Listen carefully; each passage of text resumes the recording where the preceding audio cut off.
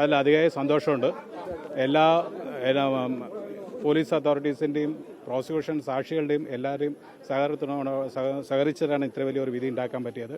ഒരു കേരള സമുദായത്തിന് ഒരു നെട്ടിച്ച ഒരു കൊലപാതകങ്ങളായിരുന്നു അതിന് അർഹമായ ശിക്ഷ കിട്ടി എന്നുള്ളതാണ് വിശ്വസിക്കുന്നത്.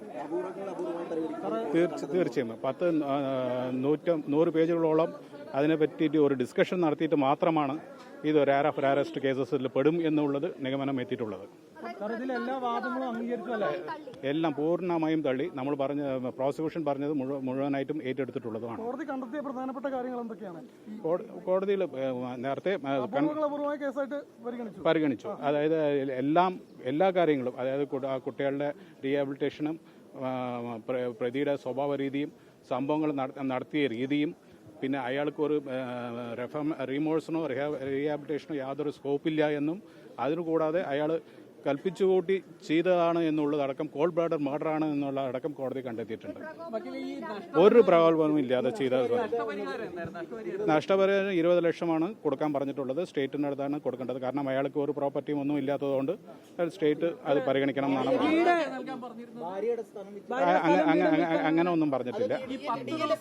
DLS ഉണ്ടായിരുന്നു. എന്താ വെച്ചാൽ അയാൾക്ക് ഒരു പെട്ടെന്ന് ഒരു സുമുഹൂർത്തത്തിൽ അയാൾക്ക് റീമോഴ്സിന് ഒരു റിഗ്രറ്റിന് ഒരു ചാൻസ് ഉണ്ട് എന്ന് പറഞ്ഞപ്പോൾ നമ്മളും ഞെട്ടുന്ന കാര്യങ്ങളാണ്. പക്ഷേ നമ്മളത് കോടതിയെ ബോധ്യപ്പെടുത്തിയിട്ടുണ്ട്.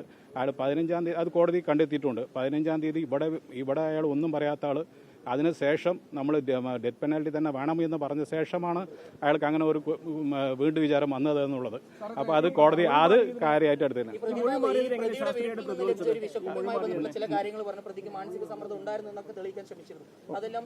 അതെല്ലാം അതിനാണ് കോടതി എൻ്റെ സൈക്കോളജിസ്റ്റിന് ബോർഡിൻ്റെ റിപ്പോർട്ട് തന്നെ ആവശ്യപ്പെട്ടത്.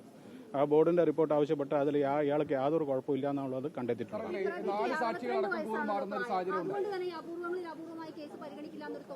ഉണ്ടായിരുന്നു. അല്ല, നമ്മളത് കോടതിയിൽ അത് പറഞ്ഞതുള്ളത് അയാൾ മിഡിൽ ഏജ്ഡ് പേഴ്സൺ ആണ്, ഏബിൾഡ് ബോഡി പേഴ്സൺ ആണ്, അയാൾക്ക് യാതൊരു അസുഖവും ഇല്ല എന്നുള്ളതാണ്. അതും നമ്മൾ കോടതി ബോധ്യപ്പെടുത്തിയിട്ടാണ്. നമ്മൾ സാക്ഷി എങ്ങനെ അല്ല അത് നമുക്ക് അയാളുടെ ഗിരീഷിന്റെ മൊഴിയും ഒരു മാറിയതും ഒരു കള്ളത്തരമാണ്. അയാൾ യഥാർത്ഥ സംഭവം കണ്ടിട്ടുണ്ട് എന്നുള്ള രീതിക്ക് നമ്മൾക്ക് വരുത്തിക്കാൻ പറ്റിയിട്ടുണ്ട്. സാക്ഷ്യപരമായിട്ട് തെളിയിക്കില്ല. അയാൾ ക്രോസ് ചെയ്തിട്ട് കിട്ടിയതാണ് കാര്യങ്ങൾ. കാരണം 10:35 ആ സ്ത്രീ മരിച്ചത്, രണ്ടാമത് ലക്ഷ്മി എന്ന സ്ത്രീ മരിച്ചത്. ഇയാൾ പറയുന്നത് 11 മണിക്ക് ഞാൻ കാണുമ്പോൾ 11 മണിക്കാണ് ഞാൻ കാണുമ്പോൾ ബ്ലഡ് ചീറ്റടിക്കണമെന്നാണ് പറയുന്നത്. 10:35 മരിച്ച ഒരാളിനെ 11 മണിക്ക് ഇയാൾ കാണുന്നത് പറഞ്ഞത് അയാൾ കള്ളത്തരമാണ് പറയണത് എന്നുള്ളത് കോടതിക്ക് ബോധ്യം വന്നിട്ടുണ്ട്. അത് അല്ലെങ്കിൽ അവരുടെ ഓട്ടോമാറ്റിക് ഡ്യൂട്ടിയാണ്, അവരുടെ റൈറ്റാണ്. അത് നമുക്ക് തടസ്സം പെടാൻ പറ്റില്ല.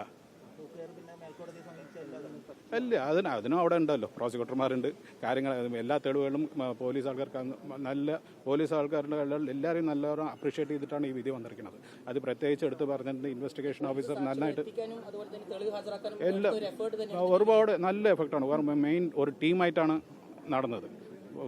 എൻ്റെ ലൈസനായാലും ജിനു ആയാലും ശരി, രമേശ് സാറായാലും ശരി, ബാക്കി എല്ലാ സാക്ഷികളും എല്ലാവരും, എൻ്റെ ജൂനിയറായിട്ടുള്ള അനീഷയും എല്ലാവരും ഒന്നിച്ചേർന്നിട്ട് സാക്ഷികളെ അവരുടെ ഉദ്ദേശം അവരെ പഠിപ്പിക്കലല്ല, അവരെ പേടിയില്ലാതെ കോടതിക്ക് എത്തിക്കലാണ് വലിയ ബുദ്ധിമുട്ടായിരുന്നത്. കാരണം എല്ലാവരും പേടിച്ച് ഞങ്ങൾ വരണോ എന്നാണ് ഒരു ചോദ്യം. അത് പറഞ്ഞ് മനസ്സിലാക്കാനേ ഞങ്ങൾ ഒരുപാട് ബുദ്ധിമുട്ടി. ഈ കൊടുവാളിൽ നിന്ന് DNA ഒക്കെ കണ്ടെത്താൻ കഴിഞ്ഞില്ല 3 പേരുടെ. അപ്പോൾ ശാസ്ത്രീയ തെളിവുകൾ അല്ല, കൊടുവാളിൽ നിന്ന് DNA അല്ല കണ്ടെത്തുന്നത്, കൊടുവാളിൽ നിന്ന് സെല്ലാണ് കണ്ടെത്തുന്നത്. അതായത് ഈ പിടിവലി ഒരു നടത്തുമ്പോൾ സ്റ്റെമ്പിൽ ഒരു സെല്ല് 3 ആളുടെയും ഇത് വന്നു, അത് സെൽസ് വന്നു. അത് വളരെ നിർണായകമായ സംഭവമാണ്. കാരണം എന്താ വെച്ചാൽ അയാളെ അറസ്റ്റ് ചെയ്യുന്ന മുമ്പാണ് ഇത് ഇത്രയും കണ്ടെത്തിയിട്ടുള്ളത്. അപ്പോൾ നമ്മളെ ഒരു ഫാബ്രിക്കേഷന് ഒരു ചാൻസ് ഇല്ലാത്ത ഒരു സംഭവമാണ്. ഇല്ല, ഇത് അപ്പീൽ ഹൈക്കോടതി ഇതെല്ലാം വീണ്ടും പരിഗണിച്ചിട്ട് മാത്രമേ അയാളെ ഡെത്ത് സെൻറ്റൻസ് വിധേയമാക്കുള്ളൂ. അത് കഴിഞ്ഞിട്ട് അതിനുശേഷം അയാൾക്ക് സുപ്രീം കോടതിക്കും പോവാം. സമൂഹത്തിന് ശക്തമായ സന്ദേശം കൊടുക്കാൻ കഴിയും. തീർച്ചയായും അത് കോടതി അത് എടുത്തു പറഞ്ഞിട്ടുള്ളതാണ്. ഇത് നമ്മൾ ഇത്ര കൊലപാതകം നടത്തിയിട്ട് വെറുതെ ഒരാൾ പോകാൻ പാടില്ല. അത് സമൂഹത്തിന് ഒരു റോങ് സിഗ്നലാണ് പോവുക. അതുകൊണ്ടാണ് ഇയാൾ ഹാങ് ചെയ്യണതെന്നുള്ളതടക്കം പറഞ്ഞിട്ടുണ്ട്. കുട്ടികൾക്ക് തീർച്ചയായും സന്തോഷമുണ്ടാകും. അവരിവിടെ ഉണ്ട്, അവർ വിധി കേട്ടിട്ടുണ്ട്. അവർക്ക് ആദ്യത്തെ കുട്ടിക്ക് ജോലി അടക്കം സർക്കാർ സ്ഥിരപ്പെടുത്തണം എന്നാണ് പറഞ്ഞിട്ടുള്ളത്. അതും വിധിയിലുണ്ട്. അതും വിധിയിൽ ഒരു റെക്കമെൻഡേഷൻ കൊടുത്തിട്ടുണ്ട്.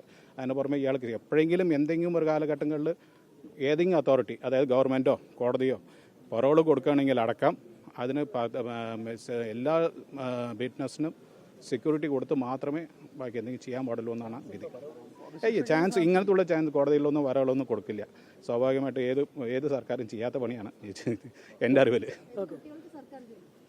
ആദ്യത്തെ കുട്ടി സർക്കാർ ജോലി കൊടുക്കണം എന്നാണ് പറഞ്ഞിട്ടുള്ളത്.